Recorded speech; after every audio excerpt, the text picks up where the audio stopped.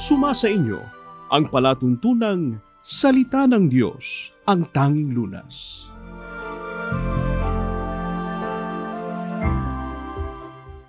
Magandang araw po sa inyong lahat, mga giliw po naming taga-subaybay. Kumusta na po kayo?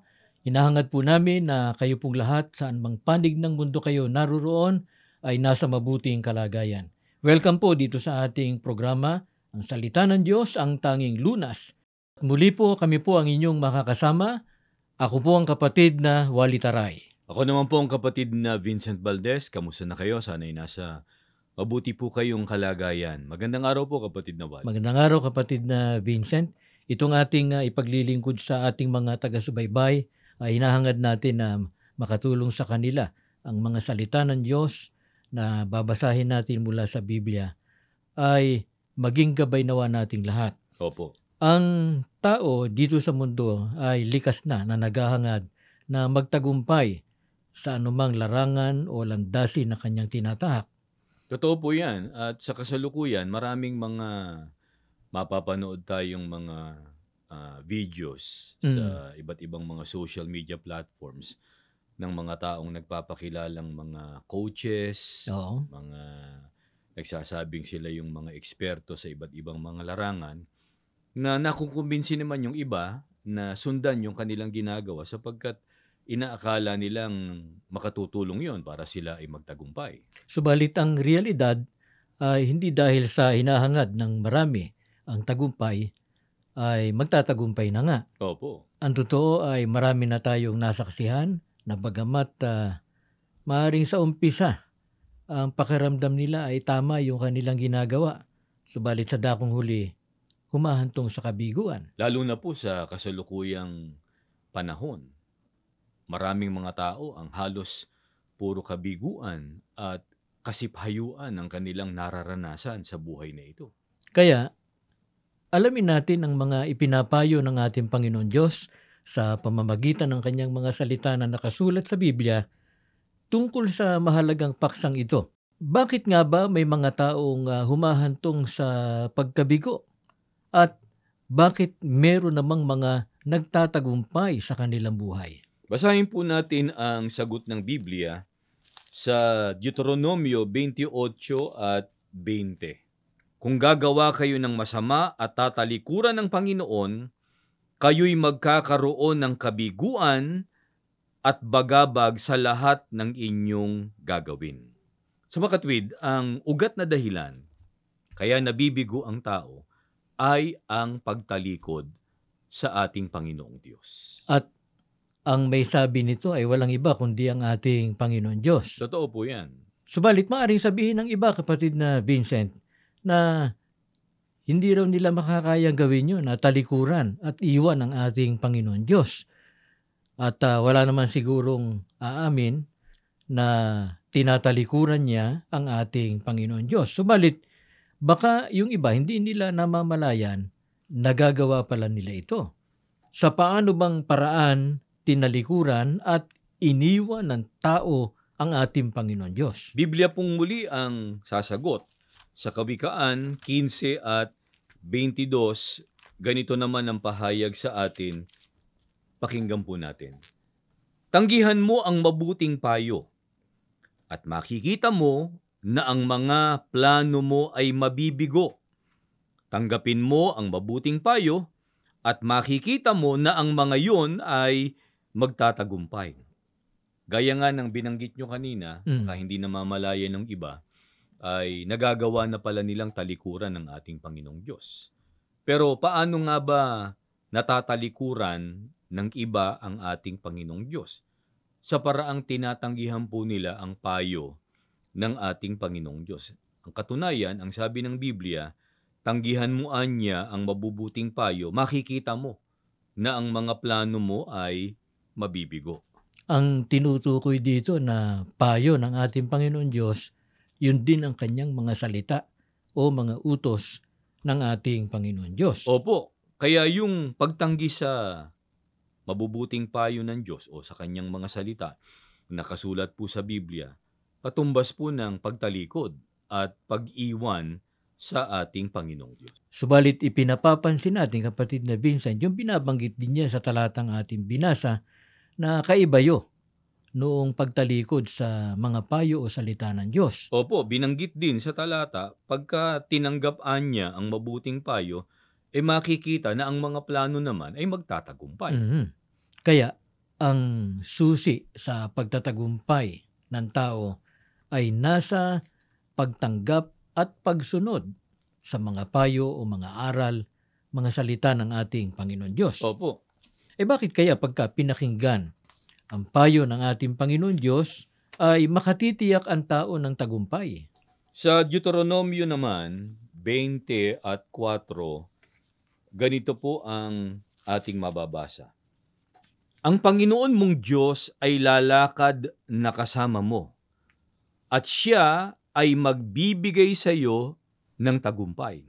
Huwag nating kalilimutan na ang tagumpay nagmumula sa kamay ng ating Panginoong Diyos, sapagkat ang Panginoong Diyos ay makapangyarihan sa lahat. Siya ang pinakamarunong sa lahat, siya ang pinagmumula ng lahat-lahat ng kailangan ng tao. Walang bagay na hindi nalalaman ang ating Panginoong Diyos. Hindi po katulad ng tao na limitado yung nalalaman at yung nakikita.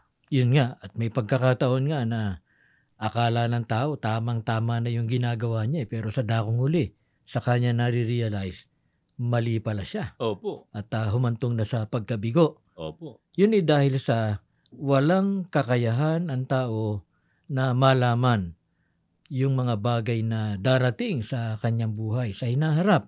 Ang tanging nakababatid niyan ay ang ating Panginoon Diyos. Kaya nga sabi sa Biblia, ang pagpaplano ay nasa tao, pero ang tagumpay, ang Panginoon Diyos ang nagkakaloob. Opo, kaya tama lang na pakinggan, sundin, at ang panghawakan, payo o ang salita ng ating Panginoong Diyos. Pero bakit kaya may mga tao na nagagawa nilang ipagwalang bahala o talikuran yung mga payo o mga salita ng ating Panginoon Diyos? Ano kaya dahilan? Sa Kawikaan 1:22 hanggang 28, ganito po ang paliwanag ng Biblia. Mga taong hangal, hanggang kailan ninyo nais na maging hangal? Hanggang kailan kayo masisiyahan sa paghamak sa kaalaman? Hindi na ba kayo matututo? Makinig kayo.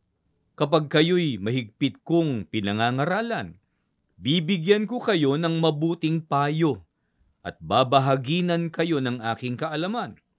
Ako ay patuloy na tumatawag sa inyo, na nag-aanyaya sa inyo na pumarito. Subalit hindi kayo nakinig, hindi ninyo ako pinansin. Ipinagwalang bahala ninyo ang lahat kong payo at ayaw ninyong ituwid ko kayo. Kaya kapag kayo ay nasadlak sa bagabag, tatawanan ko kayo, hahamaking ko kayo. Kapag humampas ang takot, kapag yon ay dumating sa inyo tulad ng isang bagyo na naghahatid ng malakas na hangin ng bagabag, at kayo ay nagdaranas ng sakit at dusa, sa gayon kayo ay tatawag ng karunungan. Subalit hindi ako sasagot. Hahanapin ninyo ako sa lahat ng dako, subalit hindi ninyo ako masusumpungan. Ang dahilan kaya may mga taong ipinagwawalang bahala at ayaw pansinin ang payo o ang mga salita ng ating Panginoong Diyos. Ang sabi ng Biblia, hindi anya ninyo ako pinansin, ipinagwalang bahala ninyo ang lahat kong payo at ayaw ninyong ituwid ko kayo. Sa makatwid ay ayaw ng tao na itinutuwid siya. Yan ang problema ron sa iba. Opo. Nagmamagaling at nagmamarunong ang pakiramdam nila, hindi sila dapat na pakialaman. Opo, ang pakiramdam nila at ang paniniwala marahil nila sa kanilang sarili ay kayang-kaya na nila. Alam na nila yung makabubuti sa kanila at ikapagtatagumpay ng kanilang mga panukala. Kaya ano ang sinasabi ng Biblia na sasapitin ng mga tumatangging makinig at pinagwawalang bahala ang mga payo ng ating Panginoon Diyos? Sabi po sa talata, kapag kayo'y nasadlak sa bagabag, tatawanan ko kayo. Hahamakin ko kayo kapag humampas ang takot. Kayo ay tatawag ng karunungan, subalit hindi ako sasagot, hahanapin ninyo ako sa lahat ng dako, subalit hindi ninyo ako masusumpungan. Yan ang napakasaklap na sitwasyon ng sangkatauhan sa kasalukuyan. Napakatinding bagabag ang pinagdaraanan, nasasadlak sa kapahamakan, Oo. kabiguan ang kinasasadlakan ng maraming mga tao sa ating panahon. Ang dahilan ay dahil sa pagtalikod sa ating Panginoon Diyos, ayaw makinig sa kanyang mabubuting mga payo o mga aral ng ating Panginoon Diyos. Opo. Kaya sa loob ng Iglesia ni Cristo, kapatid na Vincent, patuloy tayong tumatanggap ng paalaala mula sa ating namamahala, sa ating tagapamahalang pangkalahatan, sa kapatid na Eduardo Manalo, na gawin natin ang puspusang pagsunod sa mga utos at mga payo ng ating Panginoon Diyos. Hindi po napapagod, hindi nagsasawa, patuloy na nagtuturo ang ating tagapamahalang pangkalahatan ng mga salita ng ating Panginoong Diyos. Ngayon naman ang sinusunod ng mga kaanib sa loob ng Iglesia ni Cristo. Sa lahat po ng larangan Mhm. ng ating buhay at ng ating pamumuhay sa mundo ay may mga payo o salita ng Diyos na tinuturo sa atin ng ating namamahala. Halimbawa, sa pagsasama po ng mga mag-asawa, Mhm. sa larangan ng pagpapamilya, yung pagpapalaki sa mga anak, yung paghahanap buhay, at iba't iba pa na aspeto ng pamumuhay.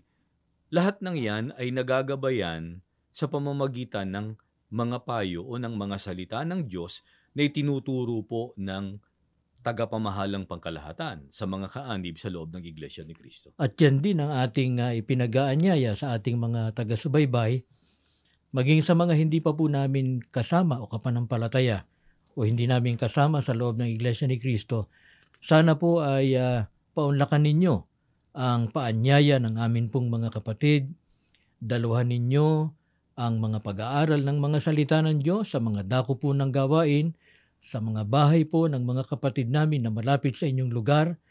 Daluhan din po sana ninyo ang pagsambang kongregasyonal na isinasagawa ng Iglesia ni Cristo sa mga gusaling sambahan po na malapit sa inyong lugar. Para sa ganon ay marinig din po ninyo ang mga payo, ang mga aral ng ating Panginoon Diyos na napakahalaga po na ating masunod.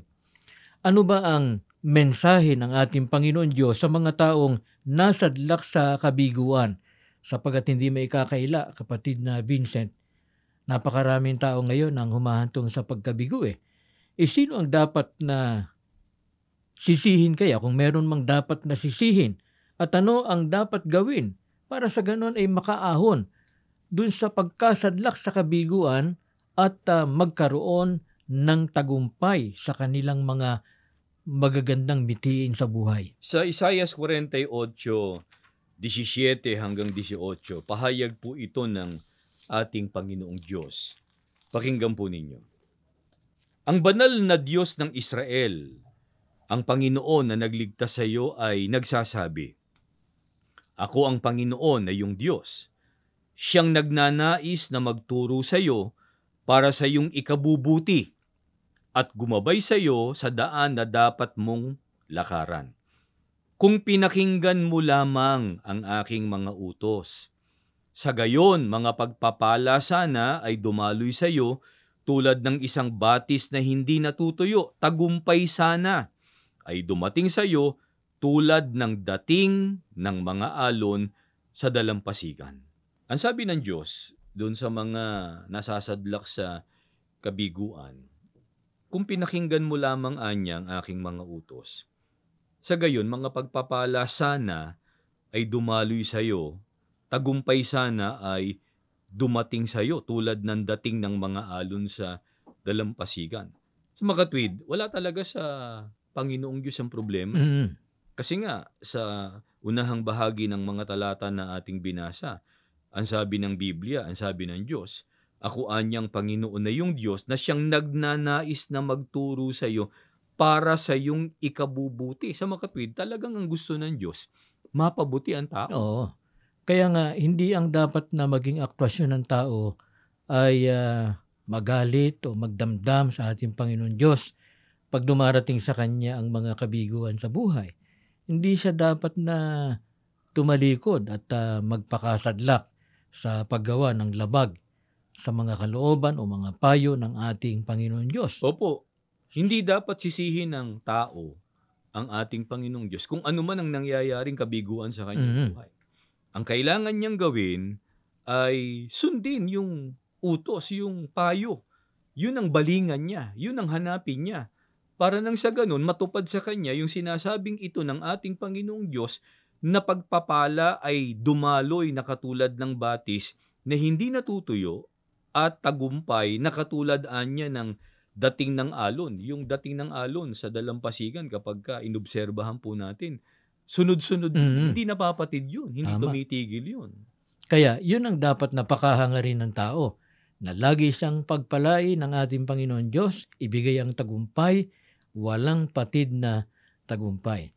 Kayang-kaya ng Diyos na gawin yun, sapagkat gaya ng ating madalas na pag-aralan dito sa ating programa, ang Panginoon Diyos hindi lang may-ari ng ating buhay, hindi lamang siya ang nagkakaloob ng mga pangangailangan natin, kundi siya ang Diyos na makapangyarihan sa lahat. Opo. Walang imposible sa ating Panginoon Diyos. Ang kailangan lang ay pakinabangan natin ang tulong at paggabay ng ating Panginoon Diyos. Huwag niya tayong pabayaan. Kaya ano ang ipinagagawa ng ating Panginoon Diyos para sa ganon ay makamit natin yung mahalagang tulong ng Diyos at huwag niya tayong pabayaan. Sa unang Samuel 12, 22, 24 at 20 at 14 pa, pakinggan ninyo. Hindi pababayaan ng Panginoon ang kanyang bayang hinirang, sapagkat yan ay sisirang puri sa kanyang dakilang pangalan. Ginawa niya kayo na isang natatanging bayan para sa kanyang sarili. Subalit tiyakin ninyo na matakot sa Panginoon at taimtim na sambahin siya. Isipin ninyo ang lahat ng kahangahangang mga bagay na ginawa niya para sa inyo. Subalit tiyakin ninyo ngayon na kayo ay sasamba sa Panginoon ng buong puso at hindi kayo sa anumang paraan tatalikod sa Kanya.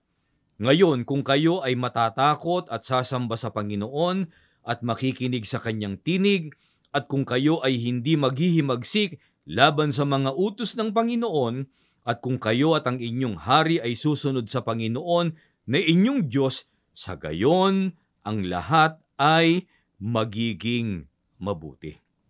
Ang sabi ng Biblia, tiyakin ninyo na matakot sa Panginoon at taimtim na sambahin siya. Mahalaga yun. Kaya sa atin, sa loob ng Iglesia de Cristo, ay ipinapapansin natin sa ating mga listeners and viewers, ang mga kapatid natin ay hindi pinababayaan, hindi pumapalya sa pagsamba. Totoo yun. Kasi nga, napakahalaga ng pagsamba dahil hinahanap yun ng ating Panginoong Diyos. At doon natin tinatanggap yung kanyang mga payo at yung kanyang mga salita na tinuturo ng pamamahala na yun naman ang gagabay sa ating pamumuhay, na yun ang susi, gaya nga ng nabanggit na kanina, sa mga pagtatagumpay ng ating buhay. Kaya yung pagsamba ay bahagi na yan ng ating buhay bilang paglilingkod natin sa ating Panginoon Diyos. Saan mang panig ng daigdig na nakatatag ang Iglesia ni Cristo na merong dako ng pagsamba, makikita natin yung mga kapatid. All weather yan, kahit na Opo. may bagyo, kahit na umuulan ng snow, Opo. kahit may baha, nagsisikap na mapagtagumpayan yung lahat ng yan Opo. para lang makadalo ng pagsamba. May mga kapatid pa nga po tayo na kahit katatapos lang ng kalamidad, ang una-una agad na iniisip at iniintindi ay yung pagsamba sa ating Panginoong Diyos. At napakahalaga nun. At yun nga ang ating ipinag-aanyaya sa ating mga taga-subaybay na hindi pa natin kapanampalataya. Daluhan din nila yung ating mga pagsamba. Open naman sa mga panauhin natin yung ating mga pagsamba.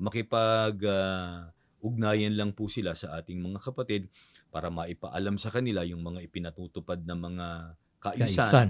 Opo, na dapat na masunod sa pagdalo sa mga pagsambang kongregasyonal ng Iglesia ni Cristo. Sa lahat po ng aming mga taga-subaybay, pinakahangad po namin na pakinabangan po natin ang biyayang dulot ng mga salitang ito ng ating Panginoon Diyos, magsilbing lunas sa ating mga suliranin. Anuman ang kabiguan sa buhay, makakaahon po tayo at makakamit ang tagumpay kailanman at atin pong pinahalagahan at sinunod ang mga payo o mga kalooban ng ating Panginoon Diyos. Lalo tayong lubos na magtiwala, manalig, sumampalataya at ilagak natin ang ating pag-asa sa magagawa ng ating Panginoon Diyos. Hindi po niya tayo pababayaan. Maraming salamat po sa inyong ginawang pagsubaybay. Inaanyayahan po namin kayo sa isang panalangin sa ating Panginoon Diyos. Panginoon po namin Diyos, Opo. maraming salamat po Opo. sapagkat namamalagi ang iyong pag-ibig sa amin Amen.